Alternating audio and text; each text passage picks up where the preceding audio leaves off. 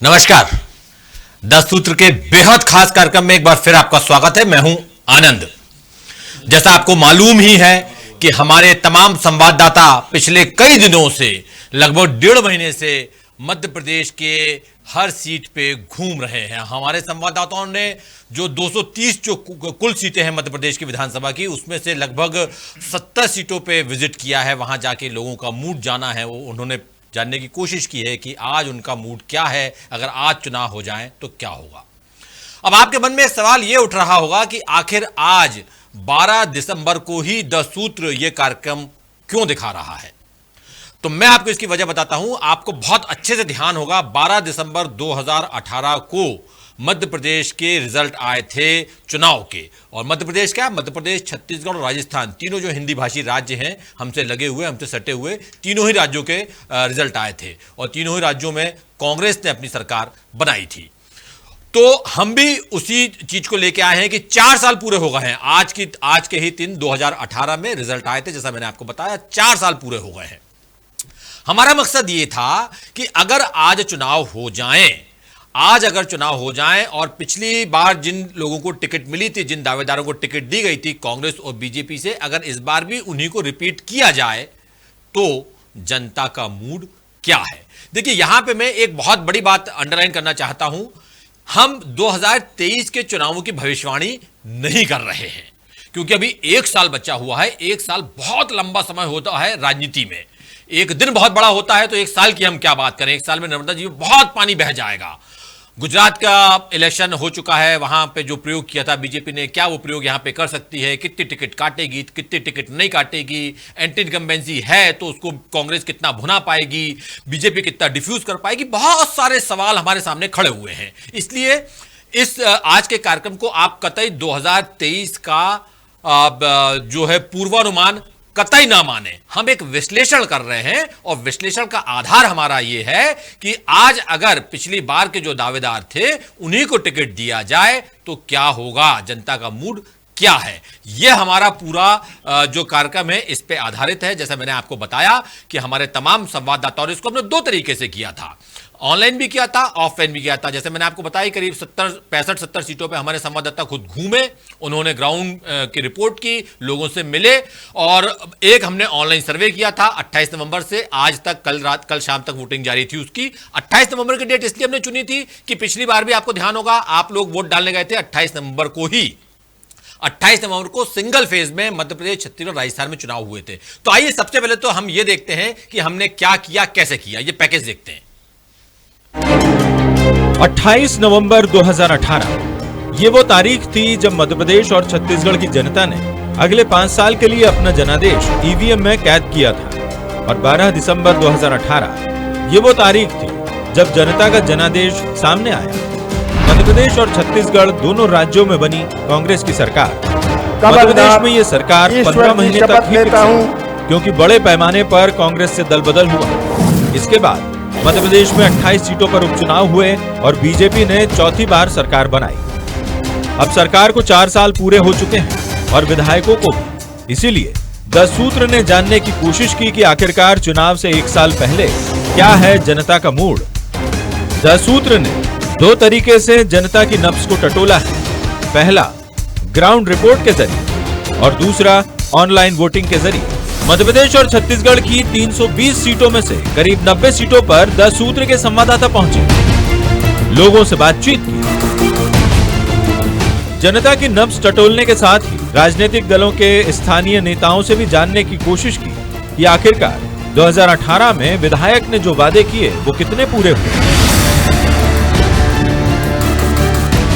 इसके अलावा यहाँ के मौजूदा सियासी समीकरण भी समझे और ये भी जाना कि यदि आज चुनाव हो तो मौजूदा विधायक के काम से लोग कितने संतुष्ट हैं। हमारा दूसरा तरीका था ऑनलाइन वोटिंग का। इसके जरिए हमने पता किया कि आज चुनाव हुए तो कितने विधायक जीतने वाले हैं। 28 नवंबर 2018 को एमपी और छत्तीसगढ़ की जनता ने नई सरकार चुनने के लिए अपना वोट दिया था। इसीलिए 10 सूत्र ने 28 नवंबर 2022 को ही अपनी वोटिंग लाइन शुरू की और 11 दिसंबर 2022 तक ये वोटिंग लाइन खुली रही। ऑनलाइन सर्वे में हमने 3 सवाल पूछे थे। पहला सवाल था कि यदि आज चुनाव हुए तो कौन जीतेगा। और इसमें मौजूदा विधायक के साथ हारे हुए प्रत्याशी का नाम तो था ही, साथ ही लोगों को हमने विकल्प दिया कि वो किसी और का नाम भी सजेस्ट करना चाहे तो कर सकते हैं। दूसरा सवाल था कि मुख्यमंत्री के रूप में किसे पसंद करते हैं। इसमें एमपी और छत्तीसगढ़ दोनों जगह से 2 नाम सामने थे और विकल्प के रूप में जनता को अपना सुझाव देने का मौका भी दिया। और तीसरा था कि आम लोग यदि विधायक से सवाल पूछना चाहते हैं तो वो पूछ सकते हैं।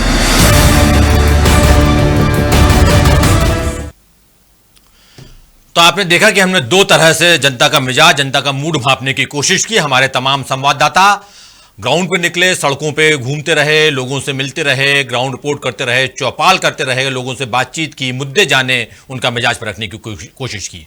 और इसके साथ ही ऑनलाइन वोटिंग भी कराई हमने। ऑनलाइन वोटिंग के बारे में एक बात आपको और खास तौर से बताना चाहूंगा मैं कि 10 सूत्र ने ऑनलाइन वोटिंग में यह व्यवस्था की थी तकनीकी रूप से कि कोई एक वोटर जो है वो एक ही बार वोट डाल सकता है। यह हमने इसलिए किया था कि कोई फर्जी वोटिंग ना हो और हमारे हमारा जो रिजल्ट नहीं कहना चाहिए, हमारा जो हमने जनता का मूड भांपने की कोशिश की है उसमें कोई बेवजह परेशानी हमको ना आए। तो आपने देखा और हमने आपको बताया कि 28 नवंबर की डेट हमने क्यों चुनी थी, 12 दिसंबर यानी आज की डेट हमने क्यों चुनी है, और ये जो पूरा एनालिसिस है, विश्लेषण है, मैं आपको फिर बोलूंगा, इसको सिर्फ और सिर्फ विश्लेषण की तरह देखिएगा, भविष्यवाणी की तरह कतई मत देखिएगा।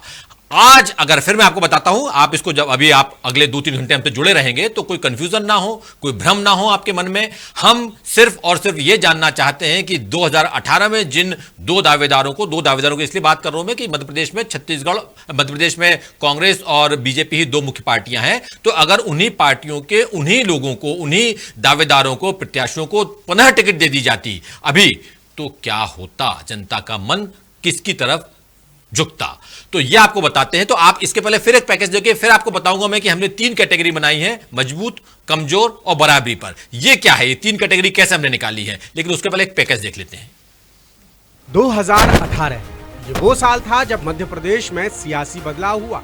जनता ने 15 साल पुरानी बीजेपी को सत्ता से बेदखल कर सत्ता की कमान कांग्रेस को सौंपी, लेकिन जनता ने स्पष्ट जनादेश किसी भी दल को नहीं दिया। 2018 के नतीजों में कांग्रेस को 114 सीटें मिली थी, यानी बहुमत के आंकड़े में से 2 सीटें कम, और बीजेपी को मिली थी 109 सीटें। 2 सीटों पर बीएसपी, 1 सीट पर सपा और 4 सीटों पर निर्दलीय उम्मीदवारों ने जीत हासिल की। कांग्रेस और बीजेपी के वोट शेयर में भी बेहद मामूली फर्क था। कांग्रेस का वोट शेयर था 40.89% और बीजेपी का वोट शेयर था 41.02%। बहरहाल कांग्रेस ने सपा, बसपा और निर्दलीयों के साथ मिलकर सरकार बना ली और कमलनाथ ने मुख्यमंत्री के तौर पर शपथ ली। लेकिन मुख्यमंत्री की दौड़ में तत्कालीन कांग्रेस नेता ज्योतिरादित्य सिंधिया भी थे।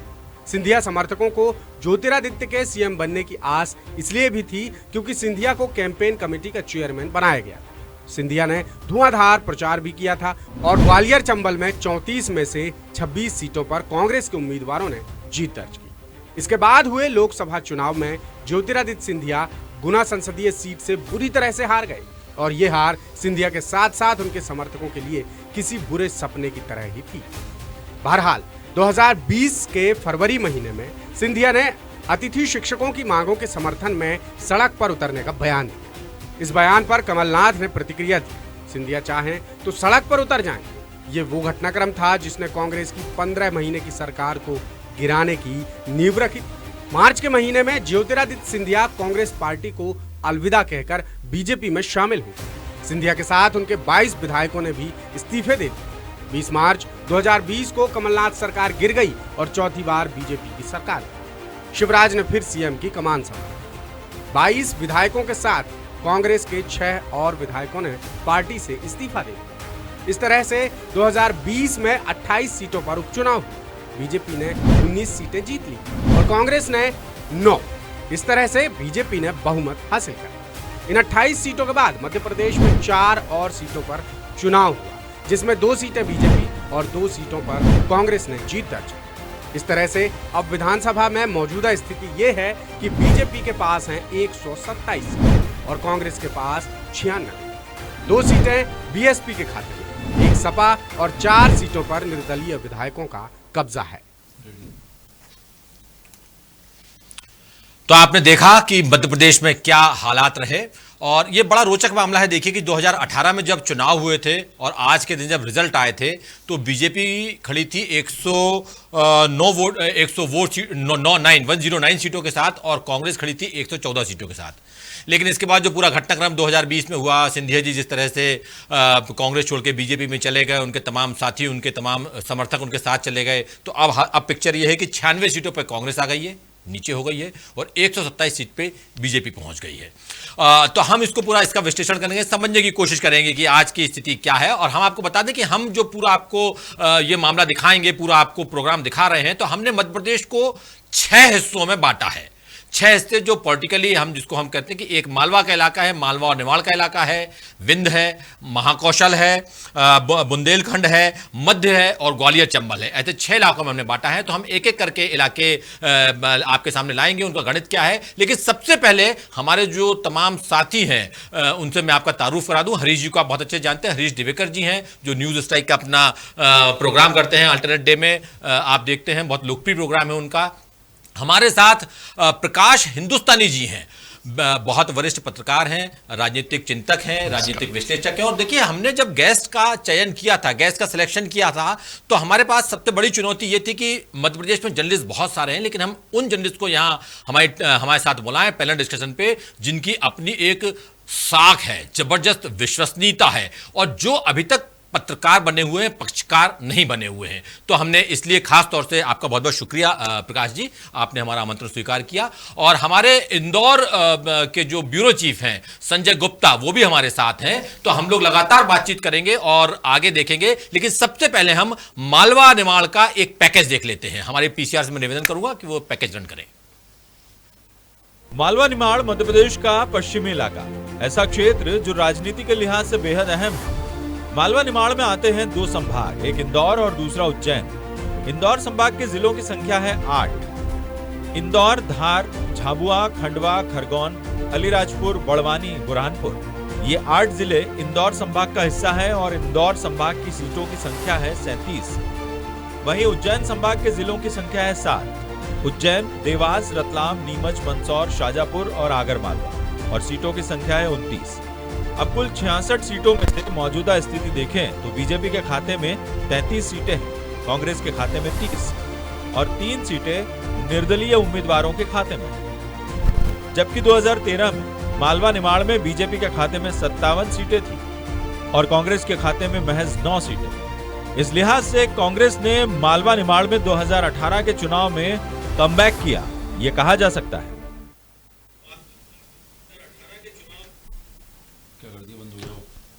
तो ये आपने देखा, हमने आपको पूरा पिक्चर दिखाया। जैसे आपको मालूम है कि मालवा निमाड़ में कुल मिला के 66 सीटें आती हैं। अब यहां पे मैं खास तौर से दर्शकों को बताना चाहूंगा, क्योंकि अब आंकड़े शुरू हो रहे हैं तो आप इसको समझ सकें ठीक ढंग से। तो जैसा मैंने आपको बताया कि 66 सीटें हैं और 66 सीटों में सबसे पहले मैं आपको बताता हूं कि ये मजबूत, कमजोर और बराबर ये क्या है, ये आपको समझने की जरूरत है। यहां पे अगर मैं आपसे बोल रहा हूं कि आज की तारीख में जब हम गए लोगों से मिलने के लिए और हमने वहां पे देखा तो टोटल सीटें 66 हैं, जिसमें से बीजेपी के पास 33 सीटें हैं, अभी कांग्रेस के पास 30 सीटें हैं, बीएसपी 0 पे खड़ी है, सपा 0 पे खड़ी है और अन्य के पास 3 सीटें हैं।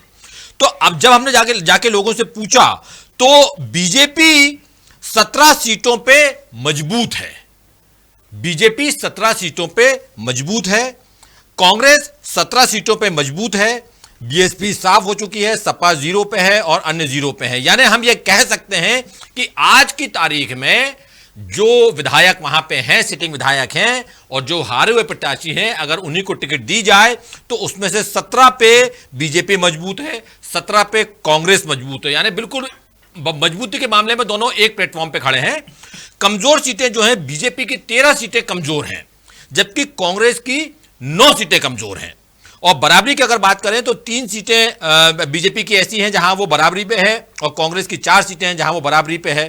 हम अन्य को अभी छोड़ देते हैं क्योंकि बीजेपी और कांग्रेस ही यहां पे मेन रोल प्ले करती हैं। तो अब आप समझ गए होंगे कि हम आपको क्या बताना चाहते हैं और क्या आपको हम दिखाना चाहते हैं और क्या हमने मूड जानने की कोशिश की। तो कुल मिला के मूड यह है, बिल्कुल आपको कक्ष में बताता हूं मैं, 17 सीटों पे बीजेपी मजबूत है मालवा निमाड़ में, जबकि 17 पे ही कांग्रेस मजबूत है। 13 पे बीजेपी कमजोर है जबकि 9 पे कांग्रेस कमजोर है, 3 पे बीजेपी बराबरी पे है, कांग्रेस 4 पे बराबरी पे है। ये पहली बात है। सबसे पहले मैं इस पे कमेंट देना चाहूंगा हमारे साथी मैनेजिंग एडिटर हरीश दिवेकर जी का। हरीश, देखिए, मालवा निमाड़ की बात करें अपन तो मालवा निमाड़ में जैसे शहरी बड़े क्षेत्र हैं, इंदौर पूरा हो गया, उज्जैन हो गया, मंदसौर हो गया, नीमच हो गया, या आपका खंडवा हो गया, बुरहानपुर हो गया, यहाँ शहरी जो एक तरफा बीजेपी का जो मजबूत सीटें दिखा रहा है, एक तरफा यहाँ पर कब्जा है।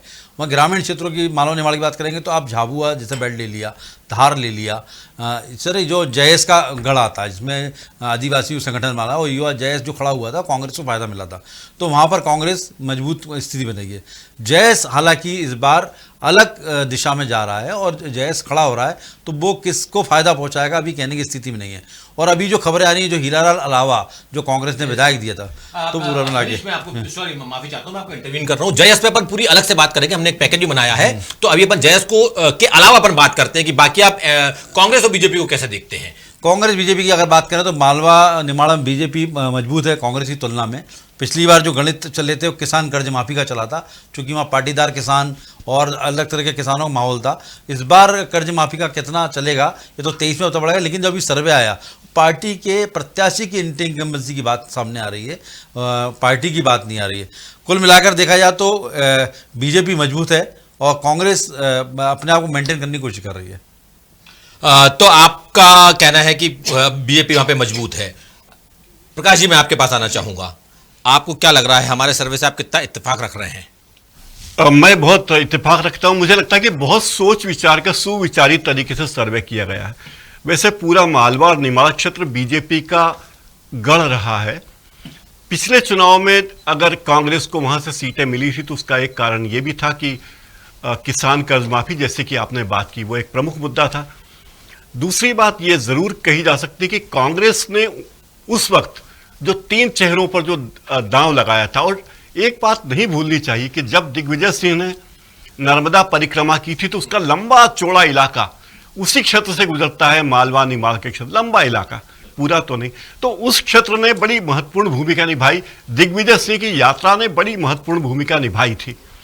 तो ये उस हिसाब से देखें तो मुझे लगता है आपने बिल्कुल सही बात कही। लेकिन ये पूरा क्षेत्र जो है बीजेपी का परंपरागत प्रभाव वाला क्षेत्र रहा। पिछले चुनाव में कुछ चमत्कार हुए, बीजेपी को अपेक्षित सीटें नहीं मिली, लेकिन अब जिस तरह से जो आपके परिणाम से परिलक्षित है कि जिस तरह से मुख्यमंत्री कोशिश कर रहे हैं तमाम तरीके से, भाई राहुल गांधी की भारत जोड़ो यात्रा थी, उसके एक दिन पहले टंटिया मामा की जन्मस्थली पर पहुंच जाते हैं, बडोदा गांव में पहुंच जाते हैं, बातें करते हैं। जो कार्यक्रम आदिवासियों के लिए बीजेपी ने चलाए हैं, मुझे लगता है कि उस सब का अंतर यहां नजर आ रहा है। और इस हिसाब से मैं सर्वे से इत्तेफाक रखता हूं कि आज की तारीख में अगर चुनाव हो जाए तो निश्चित ही बहुत ही टफ फाइट है। बीजेपी और कांग्रेस के बीच में मजबूत रस्साकशी है। कहना मुश्किल होगा कि क्या होगा। ये मालवा निमाड़ की बात मैं कर रहा हूं, जहां की बात आपने की है। जी, तो अभी आपने जैसा बोला, आपने माना, हम इस पे आएंगे, जैसा आप कह रहे हैं कि रस्साकशी है, हमारा जो मूड है जनता का वो भी यही बता रहा है कि रस्साकशी है, हम इस पे आएंगे लौट के। लेकिन उसके पहले संजय से एक हम कमेंट लेना चाहेंगे। संजय, आप देखिए इसमें कमजोर जो सीटें हैं, तो 13 सीटें, 33 में से 13 सीटें जो हैं बीजेपी की वो कमजोर मानी जा रही हैं और 30 में से 9 सीटें कांग्रेस की कमजोर मानी जा रही हैं। क्या आपका इसमें कहना है? पूरा एंटी इनकम्बेंसी वाला मामला है ये। पूरा जो दिख रहा है, ये जितनी भी कमज़ोर सीटें दिख रही है, वहाँ वो लोग हैं जो लगातार 3-3, 4-4 साल से 3-3, 4-4 टर्म से विधायक बन रहे हैं और चुनाव लड़ रहे हैं। जैसे मैं इंदौर की ही बात करूँ, 5 नंबर की बात करूँ, महेंद्र हाडिया जी की 2003 से वही विधायक है। 2 और 4 को आप छोड़ दीजिए, वो तो बीजेपी के गढ़ हो चुके हैं। लेकिन वो पिछली बार कैसे जीते थे? 1134 वोट से बहुत ही कम मार्जिन से जीते थे। तो इस बार जो पूरा मामला है वो है बीजेपी के चेहरे बदलने का। सीधा ये कि अगर बीजेपी ने अपने चेहरे बदल दिए तो कांग्रेस के सामने बहुत मुश्किल आने वाली है। कांग्रेस के साथ पॉजिटिव बात यह है कि जो कांग्रेस हमेशा गुटबाजी वाली बात होती है, गुटबाजी अभी भी है, लेकिन सिंधिया जी के जाने के बाद अब केवल मामला रह गया है दिग्विजय सिंह का और कमलनाथ जी के बीच में, और दोनों के बीच में जुगलबंदी ठीक है। राहुल जी उनको दोनों का भी आपने देखा होगा कि मिला के भी गए हैं। तो मुझे लग रहा है कि अब जो है तीसरा चौथा कोई धड़ा नहीं है। तो कांग्रेस जो संगठन से हमेशा पिटती थी गुटबाजी से, मुझे लगता है कि कमलनाथ जी को सबने माना हुआ है कि यही सीएम के लिए प्रोजेक्ट है। ये 5 साल से क्लियर है, पिछले चुनाव के बाद से क्लियर है। तो कमलनाथ की जी के नेतृत्व में ही चीज़ें होना है। तो कांग्रेस अब संगठन लेवल पे जो हमेशा पिटती दिखती थी, मुझे लग रहा है अब कांग्रेस काफ़ी कंपटीशन देने वाली है मालवा निमाड़ में। बीजेपी और कांग्रेस दोनों ये जानते हैं कि पूरा नंबर गेम है मालवा से ही। हम अगर 2003 से अभी तक का मैं एक नंबर गेम पे बात करूं कि जिसने भी यहाँ पर 50% से ज़्यादा सीटें ली हैं सरकार उसी ने बनाई है। अगर मैं बात करूं पिछली बार कांग्रेस 34 सीटें ले आई थी, बाद में दल बदल के कारण कम हुई, लेकिन उसने सरकार बना ली। और जो भी दल 40 से ज़्यादा सीटें ले आता है वो 5 साल पूरी स्थायी सरकार चलाता है। कांग्रेस पिछली बार 34 पे अटक गई थी तो सरकार गिर गई, लेकिन बीजेपी हमेशा यहाँ पे 40 से ज़्यादा सीटें लाई है। पिछली बार 29 पे आई तो सरकार खो दी, बाद में बीजेपी दल बदल में वापस सरकार में आ गई। तो पूरा जो होना है इस पे पूरा दल इसी पे होना है कि किस तरह से चेहरे बीजेपी बदलती है। केवल अगर बीजेपी का चेहरा बदलना है और वापस वो कांग्रेस को एकदम से पटकनी देने के लिए तैयार हो जाएगी। इसमें 2-3 बातें जो आपने कही बहुत अंडरलाइन करने वाली बात है। पहली बात आपने ये कही कि इस बार वहाँ पे गुटबाजी, धड़ेबाजी वैसी नहीं है जैसे पहली हुआ करती थी, और उसकी बहुत बड़ी वजह आपने बताई कि ज्योतिरादित्य सिंधिया अब कांग्रेस में नहीं है, अब वो बीजेपी में आ चुके हैं। एक बात आपने बोली। दूसरी बात आपने बहुत महत्वपूर्ण बोली कि पिछले 5 साल से या पिछले 4 साल से बोलना चाहिए, पिछले 4 साल से या और बल्कि 15 महीने तो कमलनाथ जी सीएम रहे, उसके बाद से साफ तौर पे माना जा रहा है और साफ तौर से बिल्कुल सबको मालूम है कि अगर कांग्रेस सरकार बनती है तो वहां पे फिर कोई अगर मगर नहीं है, वहां पे सिर्फ और सिर्फ सीएम कमलनाथ ही हैं। हरीश, आपको क्या लगता है ये जो क्लैरिटी है, यानी जो ने बोला सिंधिया जी का ना होना और कमलनाथ, दोनों पॉइंट पे मैं आपसे एक साथ बात करना चाहता हूं, सिंधिया जी का वहां पे ना होना और कमलनाथ का क्लियर कट सीएम होना, इसका कितना फायदा उठा पाएगी कांग्रेस? देखिए, कांग्रेस कितना फ़ायदा उठा पाएगी ये तो आने वाला समय बताएगा, लेकिन ये बात बिल्कुल सही जो आपने अंडरलाइन की कि कांग्रेस को फ़ायदा ही फ़ायदा इस तरह से होगा, क्योंकि अभी तक कांग्रेस गुटबाजी में बटी थी, छत्रपों की पार्टी मानी जाती थी। भिंड में जाओ तो अजय सिंह, ग्वालियर चंबल में जाओ तो ज्योतिरादित्य सिंधिया, दिग्विजय सिंह मध्य में रहते थे, महाकौशल में कमलनाथ का क्षेत्र था। तो ये सब गुटबाजी और छत्रपों की राजनीति यहाँ संगठन बेस नहीं था। कमलनाथ के आने के बाद पूरे अम्ब्रेला के नीचे एक उन्होंने लाने का प्रयास किया। कमलनाथ का ऑरा इतना बड़ा है कि दिग्विजय सिंह को भी वो बैठा देते हैं पार्टी के अंदर, और दिग्विजय सिंह भी उनका सम्मान करते हैं, पहली बार है। अन्यथा कांग्रेस में तो लोकतंत्र है, कहीं भी कोई बात कर सकता है, मतलब आज़ादी है। बीजेपी काडर बेस्ड पार्टी जो बात होती है बंद कमरे होती है, कांग्रेस में खुले में विरोध होता है। तो ये सारी चीज़ों में एक लगाम लगी है। दूसरा, कमलनाथ के आने बाद ये क्लियर हो गया कमलनाथ सीएम होंगे तो चेहरा साफ है, मतलब दुविधा की स्थिति नहीं है। सिंधिया के साथ होने से एक ये बात बनी थी कि अब सिंधिया चेहरा होंगे, युवा होंगे, तो सिंधिया समर्थक वहाँ चले जाते थे, गुटबाजी होती थी। अब वो क्लियर कट मामला है। दिग्विजय सिंह ने खुद को पीछे कर लिया। भारत जोड़ो यात्रा में उन्होंने चिट्ठी लिख दी थी, मेरा फोटो न लगा बैनर, तो कहीं ना लगातार संदेश देना है कि जो कुछ है कमलनाथ है, कमलनाथ चेहरे को आगे रहे। दिग्विजय सिंह खुद को भी बीजेपी लाने को खुद को पीछे रखते हैं, बीजेपी लिए पंचिंग में बने हुए, संगठन के लिए काम कर रहे हैं। तो जो जुगल जोड़ी है, जो जिस तरह की बात है, ये कांग्रेस तो फायदा ही फायदा देखता है। इधर बीजेपी में शिवराज जी 2023 तक रुकेंगे ना रुकेंगे, इस पे बीजेपी के अंदर के लोग सवाल उठाते हैं। 2023 के बाद सीएम कौन होगा, इस पर सवाल उठाते हैं। दूसरी पार्टी इतनी बड़ी हो गई बीजेपी कि उसके अंदर हर दूसरा व्यक्ति सीएम बनने के दावेदारी ठोकता है। तो यहाँ पर ये भी गुटबाजी जो कभी कांग्रेस में होती थी वो यहाँ पर आगे जाके दिख सकती है। तो ऐसे में जो आपने अंडरलाइन बात की है बहुत महत्वपूर्ण है। तो कांग्रेस को फायदा ही फायदा आज की स्थिति में दिखेगा। आगे 23 में क्या होगा वो समय बताएगा। मैं प्रकाश जी के पास जाना चाहता हूं। प्रकाश जी, आपका क्या इस पे कमेंट है जो हरीश कह रहे हैं, या और क्या यही बात वाकई में रिफ्लेक्ट भी हो रही है? जैसे मैंने आपको बोला कि 17 सीटों पे बीजेपी मजबूत है आज की तारीख में और 17 ही सीटों पे कांग्रेस भी मजबूत है वहां पे, तो क्या आपको लगता है कि वाकई में ये चीज का रिफ्लेक्शन आ रहा है हमारे सर्वे में? बिल्कुल सही। इसमें एक बात और जोड़ना चाहूंगा कि जब ज्योतिरादित्य सिंधिया कांग्रेस में नहीं है और कमलनाथ का एक छत्र राज संगठन पर है, कांग्रेस के संगठन पर है, तब कमलनाथ के बारे में यह बात कही जा सकती है कि एक बड़ा वर्ग है मालवा निमाड़ में भी जो संतुष्ट नहीं है कांग्रेस से, या ये लोग कमलनाथ और दिग्विजय सिंह जी संतुष्ट नहीं है उन लोगों से, जिनमें बाला बच्चन हुए, विजय लक्ष्मी साधव हुई, शेरा हुए जो निर्दलीय जीते थे वो भी हैं, और सुभाष यादव के पुत्र अरुण यादव हैं। तो ये लोग हाशिए पर चले गए हैं। कांग्रेस ने अभी तक इनका विकल्प नहीं तलाशा। लेकिन राहुल गांधी की भारत जोड़ो यात्रा में एक अच्छी कोशिश ये हुई कि बुरहानपुर में जब राहुल गांधी आए तो उन्होंने शेरा को, जो कांग्रेस से विद्रोह करके निर्दलीय रूप से विधानसभा का चुनाव में खड़े हुए थे और जीते थे, उन्हें स्वागत समिति का अध्यक्ष बनाया। तो कांग्रेस अपने पैबंदों को ठीक करने में लगी हुई है, पैबंद लगा रही है जहां जहां उसे छेद नजर आ रहे हैं। लेकिन अभी भी कांग्रेस को बहुत कुछ करने की जरूरत है, क्योंकि अब जैसे महू में छतर सिंह दरबार एक महत्वपूर्ण इलाका है। वो पहले विधायक रहे, उसके बाद 3 बार से लगातार हार रहे हैं। 2 बार कैलाश विजयवर्गीय से हारे, तीसरी बार उषा ठाकुर से हारे।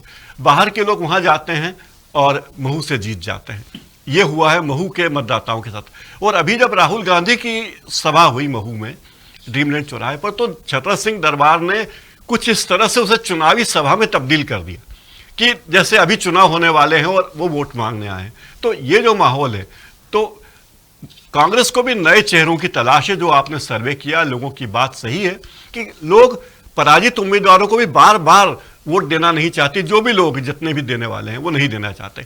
एक और चीज यहां लगती है, एक चीज हमारे दर्शक समझ नहीं पा रहे हैं।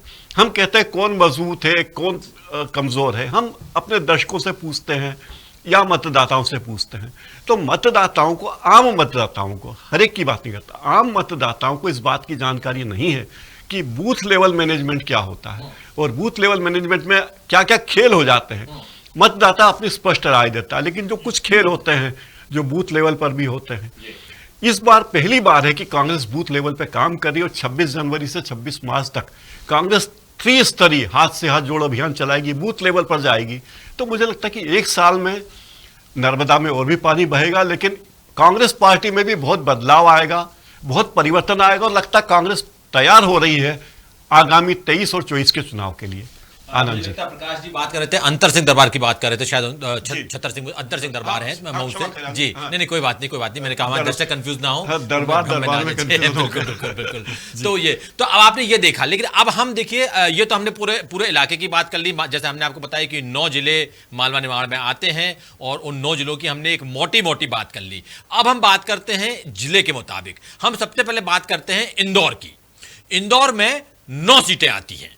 जैसा आपको मालूम है, इंदौर 1, 2, 3, 4, 5 तो लगातार है, फिर देपालपुर है, मऊ है, सांवेर है, इस टाइप से आपकी कुल मिला के 9 सीटें आती हैं। और 9 सीटों में अगर हम आज की बात करें तो आज की तारीख में 6 सीटें आज की तारीख में बीजेपी के पास हैं और 3 सीटें कांग्रेस के पास हैं।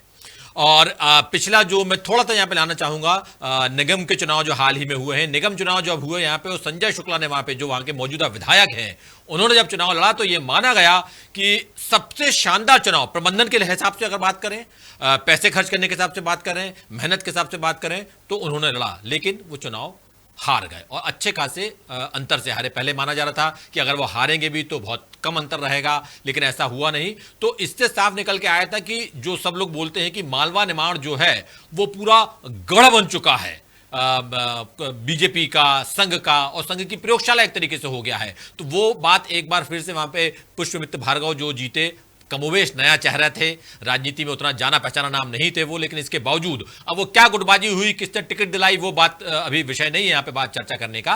तो संजय शुक्ला वहां बुरी तरह चुनाव होगा, लेकिन इससे पता चला कि वहां पे गढ़ बना हुआ है अभी भी। तो अब हम अगर बात करें कि जिला इंदौर, जैसे हम आपको बता रहे हैं कि मौजूदा उसमें 6 सीटें बीजेपी के पास हैं, 3 सीटें कांग्रेस के पास हैं। अभी अगर चुनाव हो जाए वहां पे, तो आपका क्या आकलन है प्रकाश जी? आपको क्या लगता है क्या पिक्चर बनेगी वहां पे? आनंद जी, मुझे लगता है कि बहुत परिवर्तन होने वाला नहीं है। 1 या 2 सीटों का अंतर उसमें आ सकता है। पुष्प भार्गव जी जो जीते हैं बीजेपी से महापौर के चुनाव में, अच्छे, लेकिन आपको एक रोकना चाहता हूं प्रकाश जी। हमारे दर्शक देख रहे होंगे कि हम यहां पे बता भी रहे हैं कि मौजूदा स्थिति जो है विधायक की वो कैसी है। सबसे नीचे देखिए पीले कलर में लिखा हुआ आ रहा है, सबसे ऊपर विधायक किस विधानसभा की सीट का नाम क्या है, इसके बाद हम बता रहे हैं कि विधायक का नाम क्या है, फिर पार्टी कौन सी है, और सबसे नीचे मौजूदा स्थिति। ये बहुत रोचक है, इस पर ध्यान देना चाहिए। जिला इंदौर ये चल रहा है सांवेर, और ये हम बता रहे हैं कि किसकी क्या। ये स्थिति देखिए, ये देपालपुर से विशाल पटेल हैं। मैं गुजारिश करूंगा कि थोड़ा धीमे चलाएं। मौजूदा स्थिति हम हमारे दर्शक पढ़ सके। विधानसभा 2 है, यहां पे रमेश मैदोला है। तो ये लगातार हम बता रहे हैं कि आपका जो विधायक है 3 नंबर की बात कर रहे हैं, बीजेपी के आकाश विजयवर्गीय हैं। इंदौर 4 से मालिनी गौड़ है, बीजेपी की मजबूत स्थिति में है। देखिए इंदौर 5 से जो बीजेपी उम्मीदवार हैं महेंद्र हाडिया कमजोर हैं। उषा ठाकुर हैं बीजेपी की मऊ से कमजोर हो चुकी हैं। ये आप देखिए राउ से जीतू है, जीतू कांग्रेस के हैं और अभी वो बराबर पे हैं। सांवेर से तुलसी सिलावट हैं, मजबूत बने हुए हैं। तो ये आप देख रहे हैं इंदौर जिले के जो परिणाम है। संजय, आपको प्लीज कंटिन्यू करना चाहूंगा। पहले प्रकाश जी, आपने ये देखा कि जी। जैसा आप खुद बोल रहे थे अभी, हाँ। जो और आप जो बात बोल रहे थे वो चीज निकल के आ रही है। देखिए, पुष्यमित्र भार्गव जिस तरह चुनाव जीते, वो बहुत बड़ा मार्जिन नहीं कहा जा सकता। आप देखिए, लोकसभा चुनाव में लगभग 5.5 लाख, हालांकि वोट ज्यादा थे लोकसभा में, 5.5 लाख वोटों से शंकर लालवानी जैसे व्यक्ति जीत जाते हैं। तो आपको लगेगा कि अगर शंकर लालवानी लगभग 5.5 लाख वोटों से जीतते हैं, तो उस हिसाब से महापौर की जीत और तगड़ी होनी थी। और यही कहा जाता है कि अगर रमेश मेंदोला को टिकट दिया जाता, तो ये अंतर 5 लाख का भी हो सकता था या और बड़ा होता। तो शायद यहाँ बीजेपी निश्चिंत है कि हम जिसे भी टिकट देंगे, हमारी पार्टी का संगठन इतना मजबूत है, हमारे कार्यकर्ता इतने मजबूत है कि वो जीत तो जाएगा ही। और कांग्रेस के पास विकल्प कुछ था ही नहीं संजय शुक्ला के अलावा, क्योंकि वो बाहुबली हैं, धनबली हैं, नेटवर्क अच्छा है, विधायक हैं, और कांग्रेस के आला कमान से उनकी ट्यूनिंग बहुत अच्छी है। तो ये सारी बातें रही, लेकिन मुझे लगता है कांग्रेस को भी बहुत सुधार की जरूरत है। आनंद जी, हरीश, आप क्या बताना चाहेंगे? यहाँ पे जीतू ठाकुर जा रहा है शायद यहाँ पे। हाँ, इसको जीतू पटवारी करना चाहिए हमको।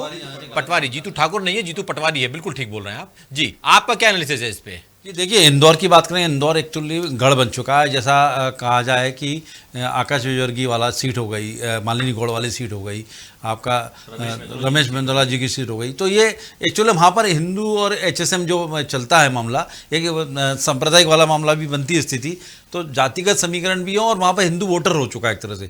तो अभी जो फैक्टर हुआ, संजय शुक्ला का मैनेजमेंट, जैसा आपने कहा, अंडरलाइन करने वाली बात है, बेहतर मैनेजमेंट था। इस मैनेजमेंट से चुनाव लड़ ले कांग्रेस पूरे विधानसभा 2023 में, तो शायद रिजल्ट परिणाम उनके पक्ष में होंगे। इसके बावजूद संजय शुक्ला खुद भी ब्राह्मण थे, उन्हें ताकत लाई नहीं, फिर भी पार्टी को देखते हुए और राष्ट्रीय एजेंडे को देखते हुए इंदौर जो है लगातार स्वच्छता अभियान में नंबर 1 बना हुआ है, और लगातार इंदौर अपनी एक अलग छवि बनाता जा रहा है और मेट्रो सिटी से बड़ा होता जा रहा है। तो वो राष्ट्रीय मुद्दे वहाँ बहुत काम करते हैं, हिंदुत्व का मुद्दा बहुत काम करता है। तो एक तरह से पूरा इंदौर हिंदुत्व का गढ़ हो गया और बीजेपी का गढ़ हो गया। कांग्रेस चाहकर भी एक आध सीट पर कुछ कर पाए।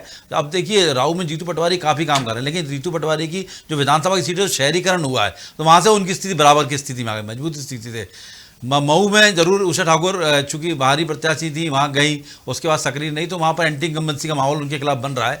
अदरवाइज आप देखेंगे तो एक सीट पर कांग्रेस के लिए वहाँ इंदौर में संघर्ष है। इंदौर में यहाँ तक कि बूथ लेवल तक के कार्यकर्ता भी उनको बराबर तरीके से नहीं मिलते। हालांकि कमलनाथ जी प्रयास कर रहे हैं, और कमलनाथ जी की एक अच्छी बात है, जैसा आपने पिछली बार अंडरलाइन की थी, वह छूट गया था, वो सर्वे के आधार पर टिकट, पट्टावाद नहीं है। ये उनकी ताकत है, और यही कांग्रेस पार्टी को 2018 में आने के बाद पार्टी को खड़ा कर पाई थी। और इस बार और ताकत से वो मध्य प्रदेश समझ पाए, और वो सर्वे के आधार पर टिकट बांटने की बात कर रहे हैं, तो हो सकता है उसे परिदृश्य बदले। पर इंदौर में कोई परिवर्तन होगा, इसकी संभावना बहुत ही कम नजर आती है। संजय, मैं आपसे समझना चाहूंगा 2 सीटों के बारे में। देखिए, एक तो हम रमेश मेंदोला को मजबूत बता रहे हैं, इसमें शायद किसी को शक नहीं होगा। आकाश विजयवर्गीय भी मजबूत बता रहे हैं, इसमें भी शायद किसी को शक नहीं होगा। मैं आपसे 2 सीटों के बारे में खास तौर से बात करना चाहूंगा। दोनों सीटों पर आप अपना अलग अलग विश्लेषण बताइएगा, भविष्यवाणी मत करिएगा, विश्लेषण बताइएगा। पहली सीट बात करना चाहता हूं मैं जीतू पटवारी की। जीतू पटवारी इस टाइम कांग्रेस के बेहद सक्रिय नेता हैं, उनके पास उम्र उनके पक्ष में है, राहुल गांधी के बहुत नजदीकी माने जाते हैं, पैसा खर्च करने में पीछे नहीं रहते हैं, सारी को तमाम बातें हैं, सोशल मीडिया पे बहुत एक्टिव रहते हैं।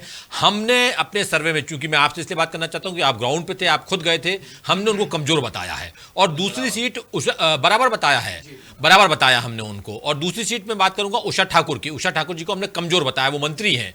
ये दोनों सीटों के बारे में आपने कैसे निष्कर्ष पे पहुंचे, और क्या आपका विश्लेषण था जब आप ग्राउंड पे थे? राव के लिए मैं बात करूं, जीतू पटवारी की अगर मैं बात करूं, जीतू पटवारी काफ़ी अधिकांश समय पहले भोपाल में सक्रिय रहे हैं। इंदौर में सक्रियता उनकी बहुत कम हो गई थी। ये निगम चुनाव की हार के बाद उनको एक झटका मिला है, जिसके बाद ये सक्रिय हुए हैं। अगर मैं राव की बात करूं, जो हरीश जी ने एक बहुत बड़ी बात कही थी टाउनशिप वाला, राव में अभी एक्चुअली मैं अगर काउंटिंग की बात करूं तो काउंटिंग में होता था कि यहाँ 16-17 राउंड जो काउंटिंग होती थी, उसमें 8 या 9 राउंड तक जीतू पटवारी या कांग्रेस पीछे ही रहती थी। उसके बाद भी कांग्रेस बेफिक्र रहती थी अगर लीड उनकी 5-6 हज़ार से कम है। अगर कांग्रेस 5-6 हज़ार से भी पीछे है तो जीतू पटवारी जी या राव कांग्रेस सीट रिलैक्स रहती थी, क्योंकि जब वो गांव के एरिया में जाते थे तो वहाँ से 14 से 15 हज़ार की लीड लेके निकलते थे। आखिरी में कांग्रेस का जो जीत का आंकड़ा होता था वो 4-5 हज़ार के आसपास हो जाता था। लेकिन बीते 4 सालों में जो टाउनशिप बनी हुई है, टाउनशिप के कारण जो मध्यम वर्गीय जो नौकरी वाला जो व्यक्ति है वो अब इन टाउनशिप में आ गया और यहाँ के वोटर्स बढ़ गए हैं। 25 से 30 हज़ार वोटर की संख्या यहाँ बढ़ गई है। यही मैं बात करूँगा, आपने सांवेर के रिजल्ट में देखा होगा, जब उपचुनाव में सांवेर में जो पहले 2000, 3000, 5000 की वो काउंटिंग हो जाती थी और जीत होती थी, लेकिन इस बार सांवेर में बीजेपी में आने के बाद तुलसी सिलावट जी को टाउनशिप से पूरे वोट मिले। जो पूरा नेपानिया से इधर अरविंदो से पूरा टाउनशिप बस गई है, इस कारण से सांवेर का इनकी जीत इतनी बड़ी मार्जिन पे हुई। तो जीतू पटवारी के लिए सबसे बड़ी चिंता है टाउनशिप में जो वोटर बढ़ गए हैं वो बीजेपी वोटर है। अब जीतू पटवारी जी इसके लिए कर क्या रहे हैं? जीतू पटवारी जी भी अब हिंदुत्व वाले मुद्दे पे आ रहे हैं। जीतू पटवारी जी ने भी अब कथाएं कराना, घर में तो पहले से कराते आए हैं, अब कथाएं कराना भी उन्होंने शुरू कर दिया है। पंडित प्रदीप मिश्रा जी हो या दूसरे लोग हो, अब वो लगातार हिंदुत्व के मुद्दे पे आ रहे हैं ताकि वो टाउनशिप के जो वोटर्स हैं उनको यहाँ कवर कर सकें। तो जीतू पटवारी अगर इन चीज़ों को, हिंदुत्व के मुद्दों को लाके और टाउनशिप के वोटर को अपने पास ले आते हैं, उनको बस एक एडवांटेज यूथ वोटर्स का मिल रहा है। जो भंवरकुआ एरिया जो राऊ में आता है, यहाँ पे बाहर के 1 लाख 1.5 लाख यहाँ पे यूथ रहते हैं और ये सारे यूथ बीजेपी को वोट ना देने की शपथ ले चुके हैं। तो ऐसे में यूथ ये तो क्लियर है कि कांग्रेस की तरफ जाएगा। अब ये देखना पड़ेगा इन यूथ ने अपने जो वोटर हैं, जो वोटर लिस्ट में चेंज कराया, क्या इंदौर यहाँ भंवरकुआ करा लिया है? अगर ये करा लिया है तो ये छिपी बात नहीं है कि ये जो यूथ हैं, जो 1 लाख की आबादी भंवरकुआ की है, वो पूरा खेल पलट के रख देगी। जो टाउनशिप के वोटर्स हैं इनको बैलेंस कर देगी। तो जीतू पटवारी जी को अब यूथ को बैलेंस करना है और दूसरा हिंदुत्व के मुद्दे पे जाके टाउनशिप के वोटर को करना है। राव के साथ अब ये होगा कि अब यहाँ पे टिकट का किसको मिलेगा, बीजेपी के लिए ये बड़ा चैलेंज है। कारण क्या है कि जीतू जिराती यहाँ पर वापस से गुजरात चुनाव में जिस हिसाब से वो सक्रिय हुए हैं और वापस से उन्होंने अपनी जगह बनाई है संगठन में, तो ऐसे में जीतू जिराती एक बार फिर से दावेदारी कर रहे हैं कि मुझे राव से टिकट दिया जाए। बीजेपी एक बार देख चुकी है कि मधु वर्मा जी को टिकट दिए तो कितनी बुरी तरह से हारी है। कारण क्या, वहाँ खाती समाज जो वोट है, वो 50,000 के आसपास का जो वोटर है वो खाती समाज में ही जाता है। अब जो जीतू जिराती और जीतू पटवारी दोनों हैं वो खाती समाज के हैं, तो वोट करीब करीब बढ़ जाते हैं। लेकिन वो वोट अगर आपने खाती समाज के अगर दूसरा व्यक्ति खड़ा किया तो वो पटवारी के पास चला जाता है। तो बीजेपी के लिए ये बड़ा चिंता की बात है, वो खाती समाज को, जो गांव ग्रामीण से मतदाता हैं, उनको कैसे अपने पास लाती है।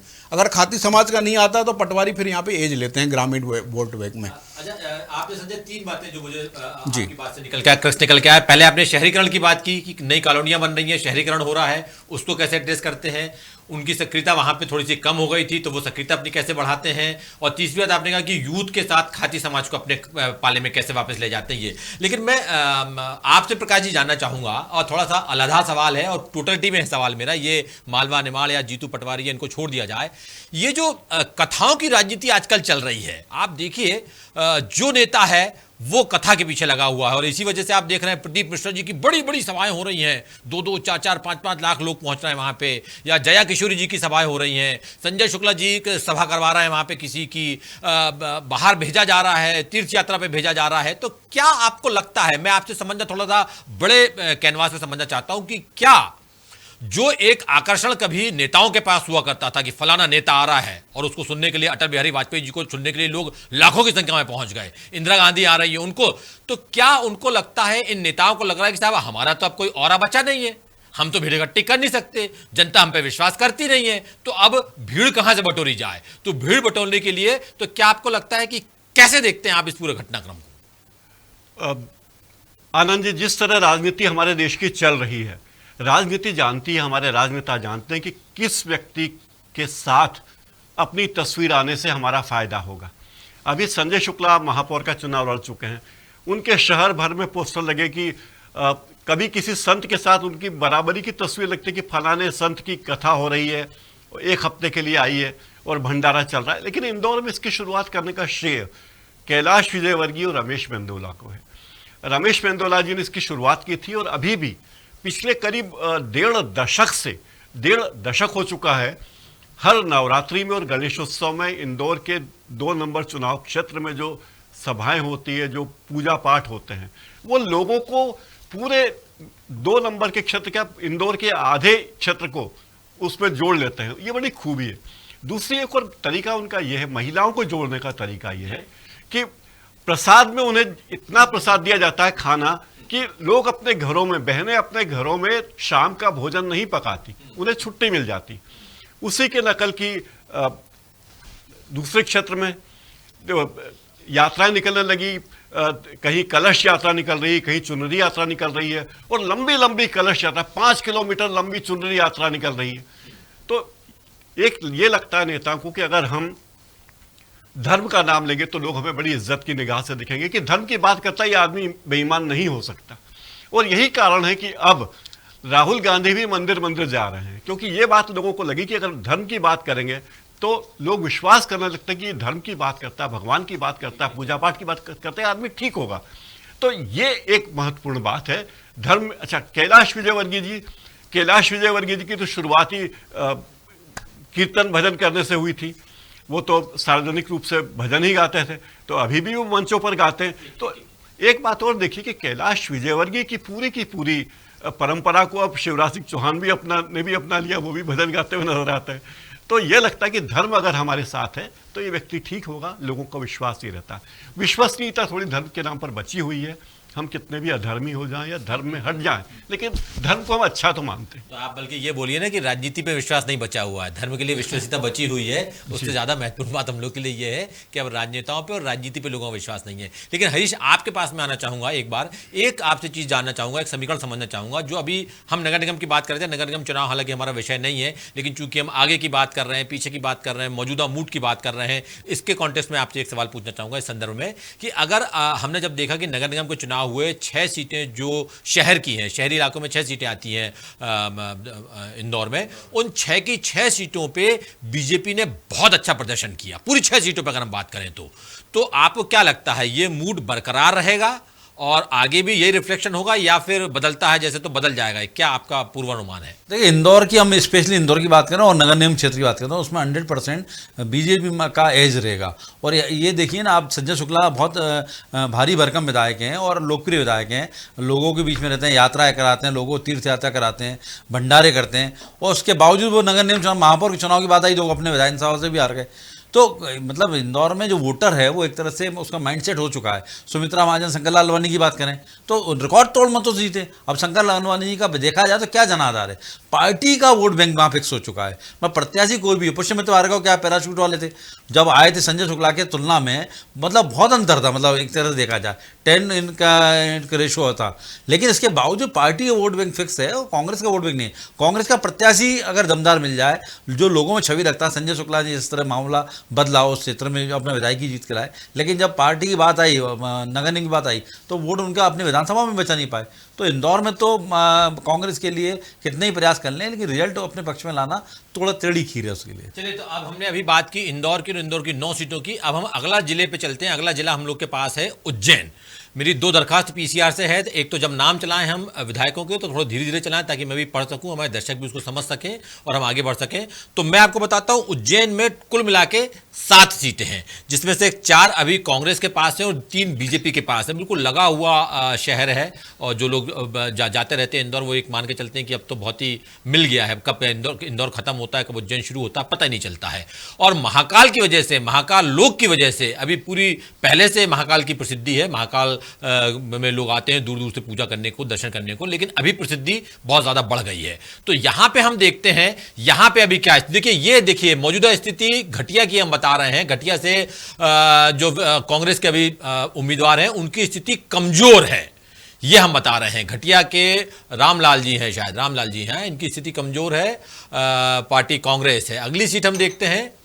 अगली सीट है हमारे पास उज्जैन उत्तर। उज्जैन उत्तर से भी बीजेपी है यहां से और यहां भी मजबूत स्थिति में है बीजेपी मजबूत स्थिति में। पारस जैन यहां से है, पहलवान जी यहां से हैं और पहलवान जी पहलवानी कर रहे हैं, मजबूत अपना खम ठोक के खड़े हुए हैं। ये उज्जैन उत्तर की सीट हमको बता रही है।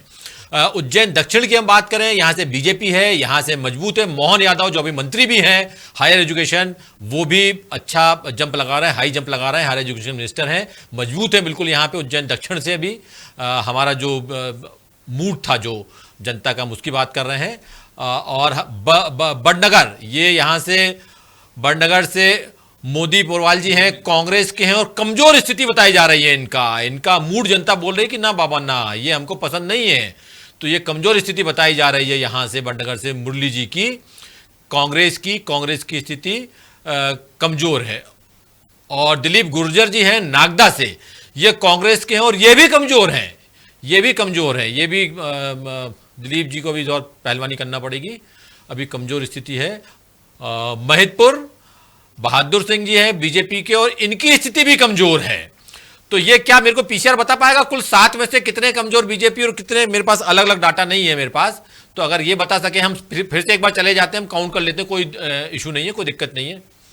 कांग्रेस 3 पे कांग्रेस कमजोर है, 3 पे कांग्रेस कमजोर है और बीजेपी 1 पे। यानी अब मैं आपको बताता हूं, इसकी पिक्चर आप समझने की कोशिश कीजिए। 3 सीट अभी बीजेपी के पास हैं और 1 सीट पे वो कमजोर है अभी, और 4 सीटें कांग्रेस के पास हैं, 3 पे कमजोर है वो। यानी ये तो मेरे को लगता है कि थोड़ी चिंता की बात है कांग्रेस के लिए। हरीश बिल्कुल। और आप उज्जैन की बात करें, उज्जैन शहर में महेश परमार जो तराना के अभी भी मजबूत विधायक हैं और काफ़ी लोकप्रिय हैं।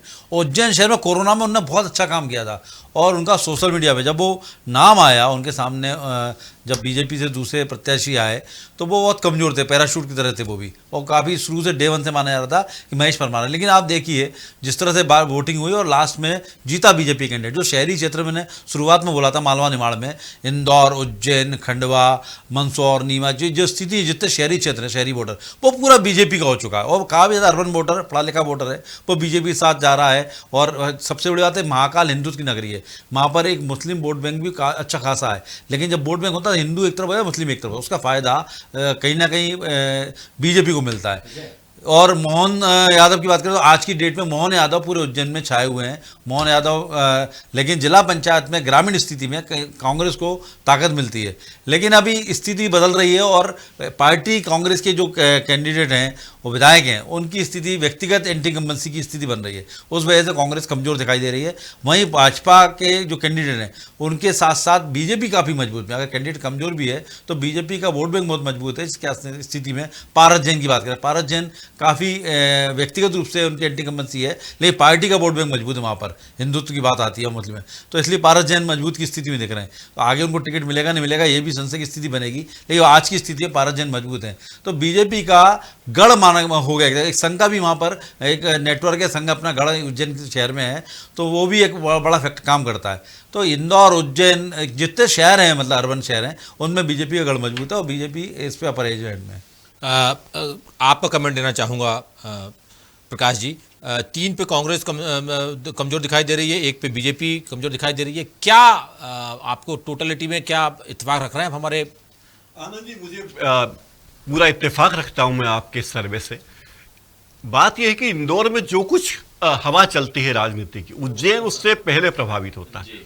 उज्जैन में जो भी हवा चलेगी इंदौर की हवा से उज्जैन प्रभावित होता है। अब लेकिन अब यह हुआ है कि महाकाल लोक के लोकार्पण के बाद उज्जैन की हवा से इंदौर प्रभावित हो रहा है। ये एक परिवर्तन आपको देखने को मिल रहा है और बीजेपी ने इस हालात को भांप लिया है और जटिया जी को उन्होंने तवज्जो देना शुरू किया है, जो 75 वर्ष से अधिक के होने पर जिन्हें सलाहकार मंडल में भेजने की बात थी। तो बीजेपी की एक खूबी मुझे लगती है कि वो हर जिले में, जिस तरह आपने सर्वे किया, बीजेपी के संगठन के लोग अपना सर्वे करते रहते हैं, कहाँ कौन सी कड़ी कमजोर है, कहाँ टांका लगाने की जरूरत है, किस कड़ी में टांका लगाने की जरूरत है, ये बीजेपी का प्रबंधन या उनकी हाईकमान जानती है।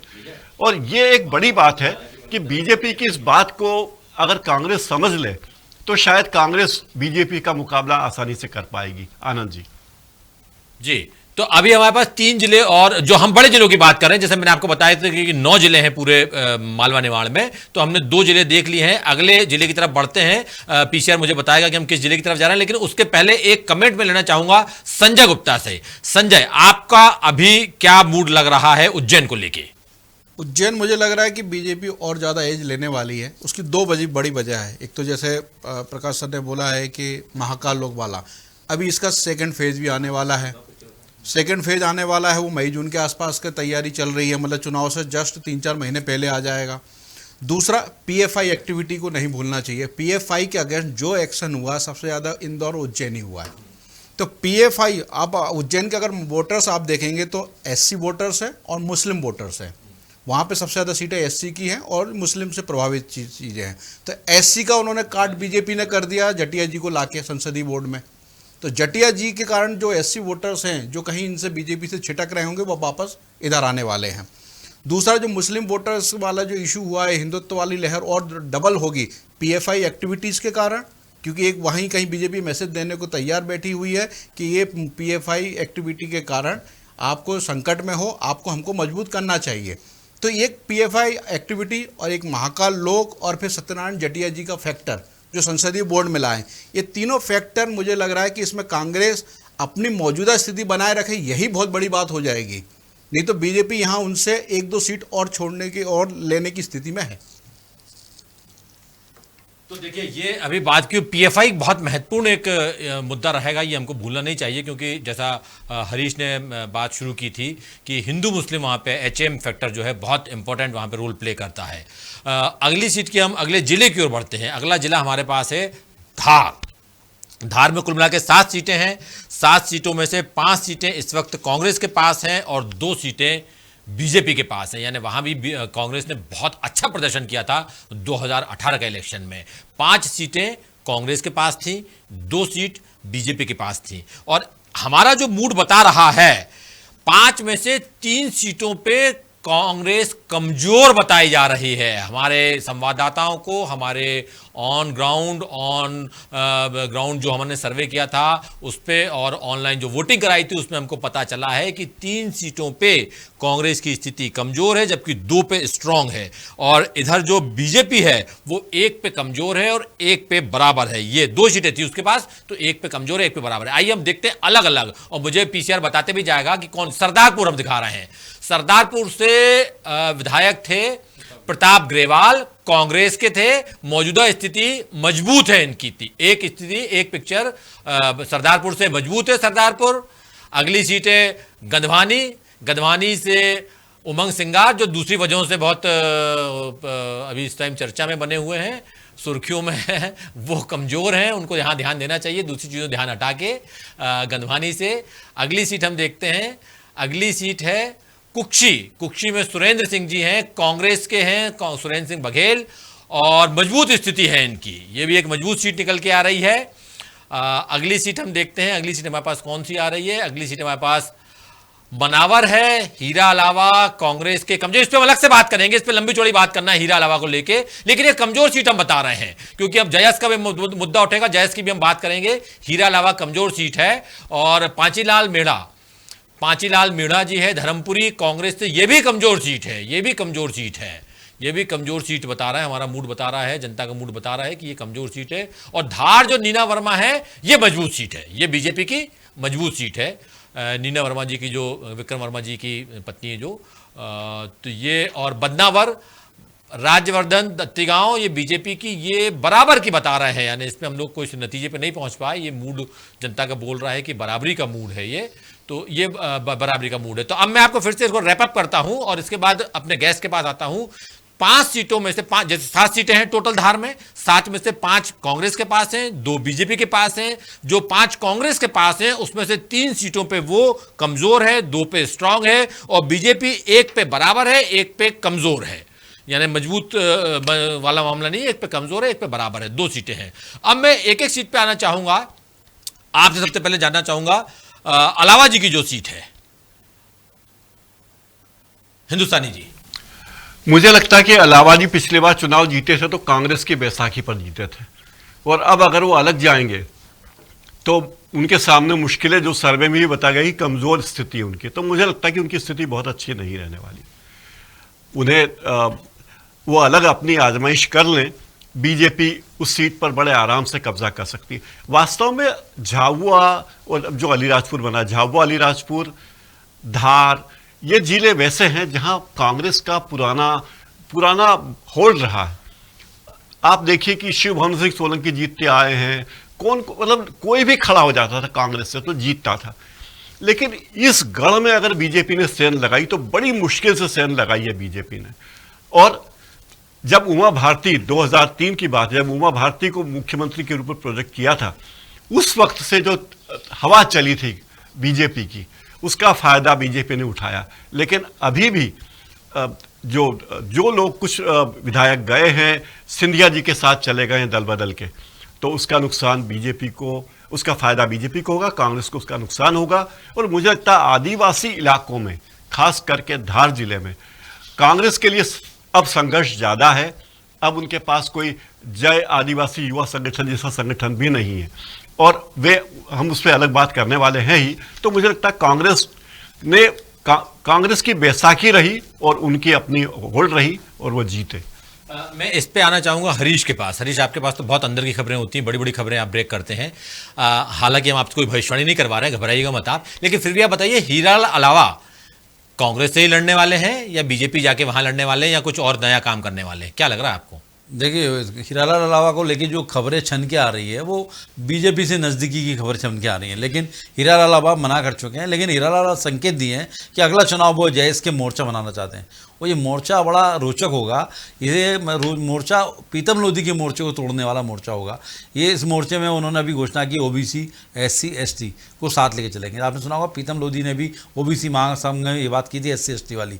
तो हीरालाल अलावा को चूंकि एक बात तो माननी होगी, भाजपा कई सालों से प्रयास कर रही है, संघ आदिवासी क्षेत्र में काम कर रहा है, वो ये साबित कर रहा है कि आदिवासी नहीं वनवासी कहें, आदिवासी हिंदू है, और आदिवासी में बात है वो हिंदू नहीं है, वो उनके देवता अलग है, सब कुछ है, तो संघ काम कर रहा है। तो लेकिन इसी बीच जय युवा संगठन खड़ा होने से हीरालाल अलावा को फायदा मिलता है। पढ़ा लिखा युवक होता है, आदिवासी से डॉक्टर होते हैं, वो आते हैं और संगठन मिलता है। कांग्रेस आदिवासी से अटैचमेंट है, बीजेपी से नहीं है, तो हीरालाल अलावा को सीट मिल जाती है। अब लग रहा है कि जयस आज भी फिर आगे 23 में फायदा ना पहुंचाए, इसको देखते हुए हीरालाल अलावा को कहीं ना कहीं एक मोर्चा बनाए खड़ा किया जाएगा जो बीजेपी कांग्रेस को सपोर्ट ना करते हुए एक अलग वोट बैंक काटे। तो ये रणनीति चल रही है, इस रणनीति का आगे क्या असर होगा, लेकिन ये तय है कि हीरालाल अलावा कांग्रेस के साथ खड़े नहीं होने वाले हैं, जो 2023 में जो संभावना निकल के आ रही है। मैं संजय के पास आना चाहूंगा। संजय, उमंग सिंगार की सीट की हम बात कर रहे हैं और उमंग सिंगार कमजोर बताए जा रहे हैं, आप तो खुद गए थे उस सीट पे, क्या आपका आकलन है?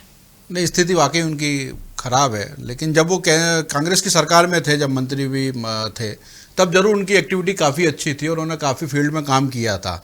तो अब वो जो एडवांटेज है वो उस समय का 1.5 साल का अगर उठा सकते हैं, और दूसरा अगर ये अपने आप को पीड़ित बता सके, हालांकि अब पीड़ित जैसी नज़र आती नहीं, स्थिति FIR हो चुकी है, तो अगर उस चीज़ को पीड़ित, अभी तो ये है कि वो सामने कब आते हैं, फील्ड में अपना कितना वो संपर्क, क्योंकि आदिवासी वोटर के साथ एक बड़ी ये चीज़ रहती है कि वो ये देखते हैं कि मेरे साथ जुड़ाव किसका है, कौन मेरे साथ बैठता है, खाना खाता है, मेरे साथ मिलने जुलने आता है, ये बड़ी चीज़ करती है। अब उमंग सिंगार उस स्थिति में अभी दिख नहीं रहे कि फ्री होके वो सब कानूनी बाधाएं पार करके उनके बीच में जाए, बैठे, खुल सके, ये स्थिति उनकी कमज़ोर, बहुत ज़्यादा कमज़ोर दिख रही है। तो ये बीजेपी के लिए बिल्कुल केक जैसी अब स्थिति बन रही है यहाँ सीट के लिए कि ये ले सके, क्योंकि बाकी धार तो पूरा कांग्रेस का गढ़ रहा है।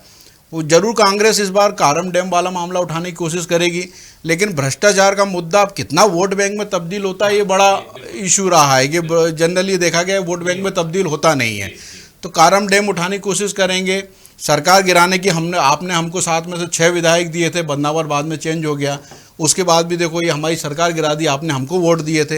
ये थोड़ा सेंसिटिव और ह्यूमन वाले बात उठा के कि उनको इमोशनली अपने साथ लिया जा सके, और इसमें भूरिया की स्थिति जो है वो खुद भी उनकी कमज़ोर है उस एरिया में, तो ऐसे में वो कांग्रेस को कितना सपोर्ट कर पाएंगे डाउट है। तो गंधवानी जी भी अब मतलब अभी खुद की सीट बचा ले, यही बहुत है, वो कांग्रेस को तो सपोर्ट करने की स्थिति में रह ही नहीं गए हैं। तो इसमें 2 बड़े आदिवासी नेता इधर से छूट रहे हैं, तो बीजेपी, मेरे को लग रहा है कि बीजेपी इसमें ज़्यादा यहाँ पे मजबूत होने जाएगी, इस बार सेंध लगा सकती है अच्छी खासी धार में। ये बहुत चिंता की बात है। और जो आपने बोली, एक बात आपकी बात को आगे बढ़ाना चाहता हूँ कि देखिए, ये बड़ा दुर्भाग्य है हिंदुस्तान का, हमारे देश का, हमारी डेमोक्रेसी का, हमारे लोकतंत्र का, कि यहाँ पे भ्रष्टाचार इशू नहीं बन पाता।